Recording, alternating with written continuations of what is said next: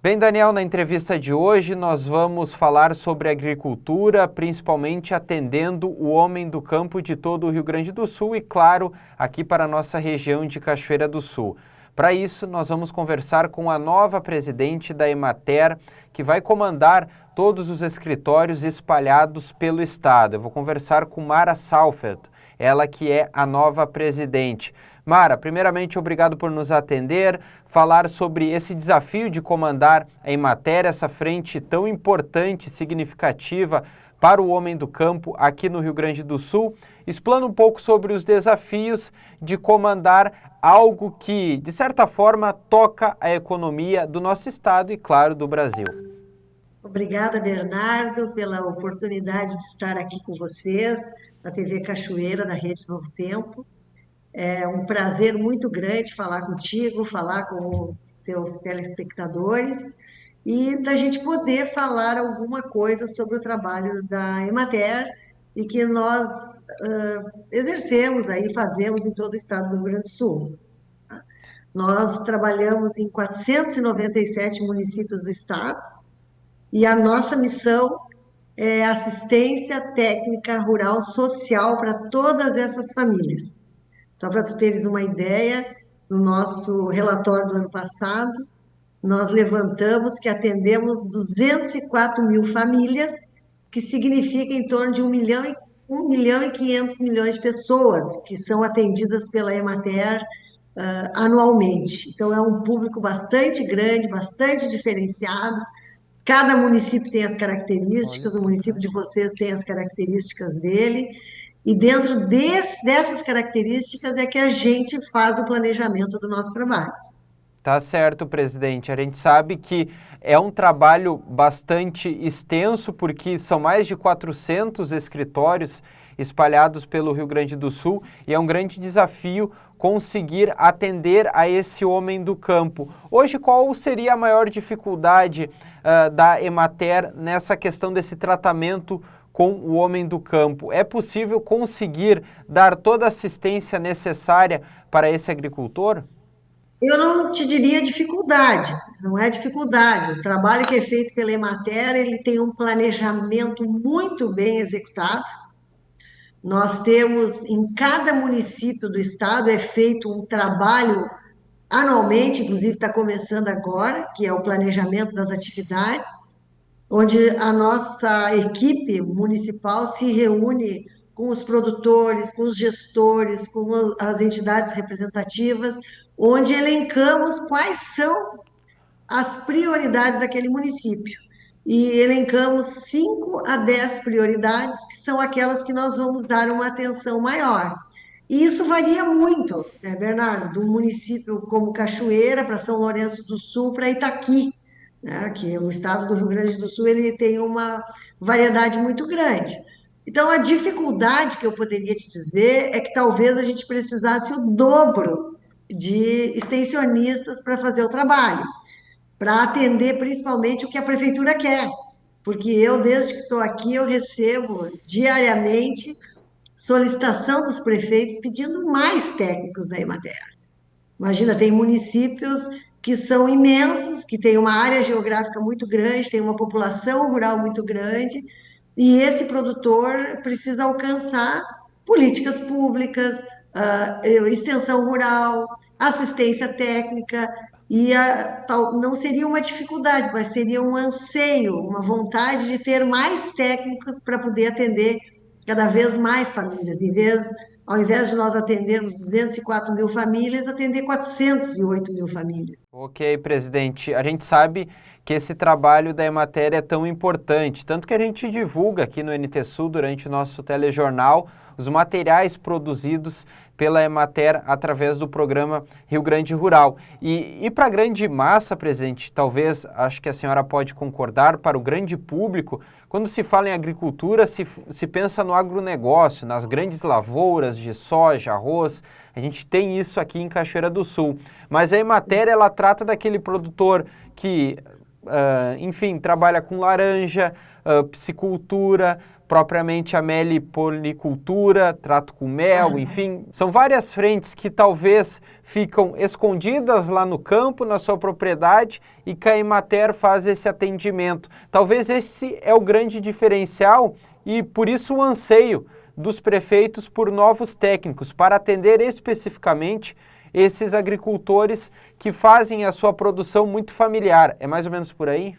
A Emater, ela é uma instituição privada que tem contrato com o governo do estado através de duas secretarias. Nós atendemos a Secretaria de Desenvolvimento Rural e a Secretaria da Agricultura, que é a SEMAP, a SEAP, aliás. E nessas secretarias, a nossa prioridade é o agricultor familiar.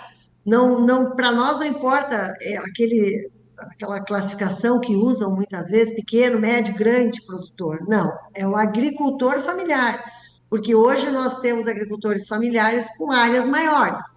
O que muda no nosso trabalho, Bernardo, é o que nós podemos alcançar a esse produtor através de crédito. É o crédito que nós temos que fazer a declaração de aptidão ao PRONAF, que são recursos do governo federal que chegam até o produtor e que daí só o pequeno produtor, até 4 módulos, pode receber. Mas o trabalho que nós fazemos é muito direcionado a esse agricultor familiar, atendendo ele naquelas atividades que ele desenvolve, porque o nosso trabalho, dentro do nosso planejamento, nós temos 180 atividades que nós trabalhamos.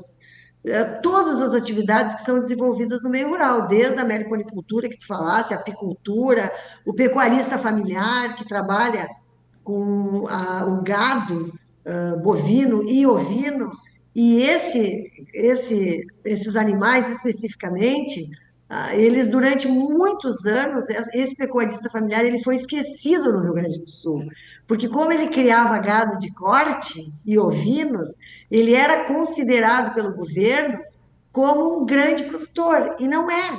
É um público que nós consideramos ele como público especial, que é aquele produtor de ovinos e bovinos que tem até 4 módulos fiscais e que era invisível dentro do trabalho que era feito no Brasil, principalmente com crédito.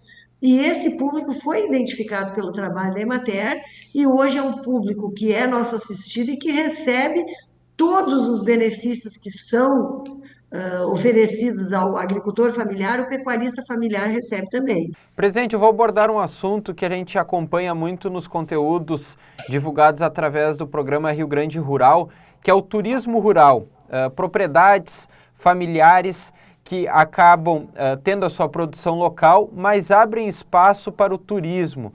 As pessoas visitarem as suas propriedades, apresentar um aconchego diferente, uma pousada propriamente, uma comida diferente, sair um pouco desse ambiente urbano e ir para o interior. A Emater pensa nisso, como no futuro o turismo rural ser uma outra fonte de renda para esses agricultores que moram no interior? Não, a Emater não pensa nisso para o futuro. A Emater faz isso há muitos anos.